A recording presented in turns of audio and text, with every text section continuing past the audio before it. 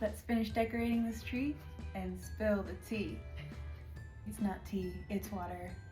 But seriously, I wanted to tell you a cautionary tale because I've been feeling the consequences of my actions. I want you all to be so fucking careful choosing a roommate and so fucking careful with your credit. I had a nightmare roommate, best friend actually, from 2018 to 2023, and I am still feeling the effects of that coupling very much so today. Well, the effects of that and the effects of alcohol, but we'll get to that. But anyway, the ornaments I'm going to be using today to finish up this here tree was part of the hoard of things that this person left behind in the house we were renting. Let's call them Alex. When they decided they needed to move to another state, and I had the responsibility of finding a place for all the abandoned stuff. These were one of the only things I kept. Let's see what we got.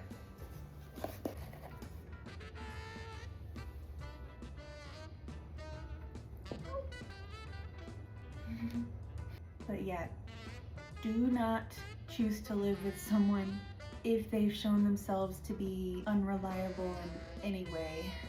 Even if they're your best friend, even if you think they're so great, you would have so much fun together, you care about them and want to make a nice little home together, don't risk it.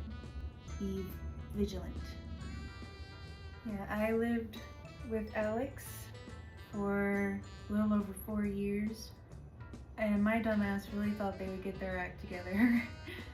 Some of it is because, yes, I truly can be a dumbass, but I think my alcoholism played a very big part, kind of giving me beer goggles in a sense that I didn't see or didn't process the red flags that I was seeing. And even though I was essentially carrying us financially, I don't know, I think the alcohol really had a pacifying effect. Made me think that, everything was gonna be okay, it would all turn out all right. I wasn't able to feel the full weight of my decisions. I like that one. And that's where the credit comes in. If I could give you some advice, be cautious with your YOLOs. Like, use your YOLO moments strategically. I know that being cautious goes against the very concept of YOLO, but damn, I think it's very important in hindsight because the position I'm in feels like the opposite of freedom and being carefree. Alex was employed off and on, but the thing is, even when they were employed, paying me back for the tab they were racking up was not their priority. They were always running into some bad luck, always had an excuse. And I would say, oh, no worries, just get me back when you can. I mean, there was a hint of a worry, in the back of my mind, but I have such a hard time voicing when I have feelings like that. I guess you can say that I deserve the ongoing struggles I face today for being so passive and for letting this happen. And that hurts. And I do see where you're coming from, but I disagree.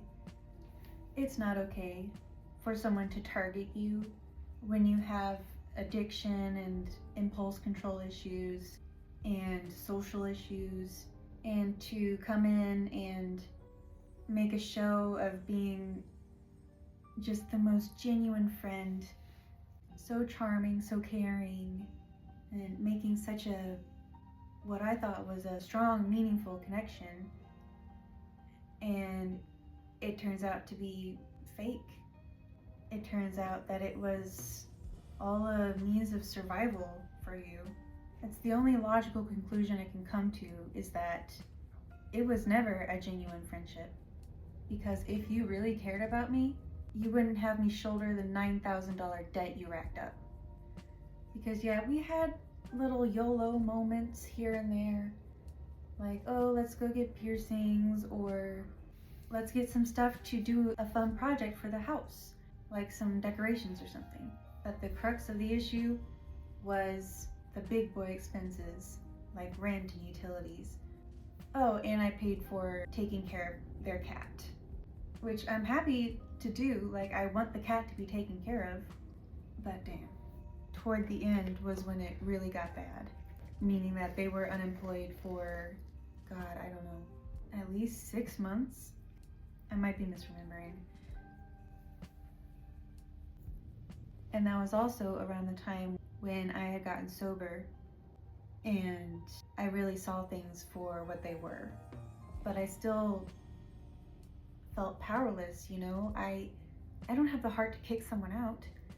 So I basically just coped and shut down toward them. Just coexisting until one day Alex decides that it'd be best for them to move in with another friend in another state, which didn't really matter to me because they weren't contributing anyway. But when it came time to get all our shit out, when the lease was up, it was a bit of a shit show. Alex only got like a 2 to 3 day window to come back and try to sort their stuff out, which wasn't long enough, mainly considering they weren't trying.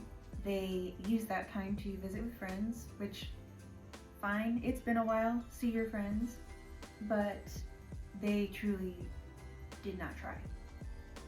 There was still a lot to be accounted for when they had left again. It was me and another friend that was living with us at the time for a few months that were left responsible to empty that house out. Like, that friend had to figure out what to do with Alex's mattress. We don't have a dumpster, we don't have a truck.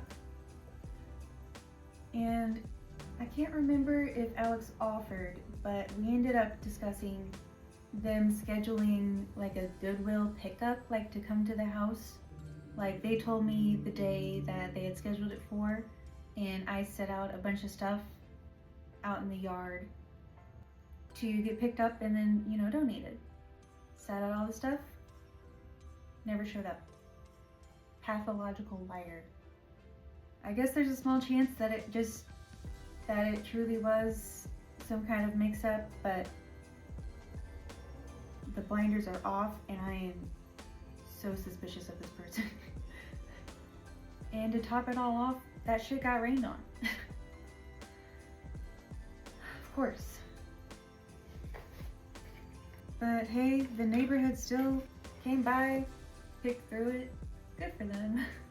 But you know, there was still stuff left over, and I honestly don't remember. I think I packed it all up, dried it off the best I could, and then took it myself to get donated. Pum-pum-pum-pum. And there was also just a bunch of stuff that they would want to keep. So I took 1 or 2 trips and laid it all out on their parents' doorstep. I let them know. They weren't home, that's why I was on the doorstep. Bum, bum, bum, bum. But yeah, I wanted to talk about this because I am so tired. I work 7 days a week with nothing to show for it. Who knows if I'll ever get a house with a yard for the dogs. Who knows if kids are a possibility, if I ever did want them. Not sure, undecided. But I'd like to have the option, you know what I mean? Please take your credit seriously. Have better judgment than me. Financial judgment and friendship judgment. But I do want to acknowledge the privilege I have that comes with having these credit cards, you know, like I'm able to cover emergencies. I'm able to have everything I need for the dogs in stock. I get through day to day comfortably in a sense, but beneath the surface, I feel quite hopeless, you know? I am floundering. And it's only getting worse with these damn medical bills. But to be honest, I don't know if these ornaments were sentimental to Alex. I only just remembered that I had them in my holiday bin, and if they ever want them back, I'll be happy to mail them. But this Christmas, they're mine.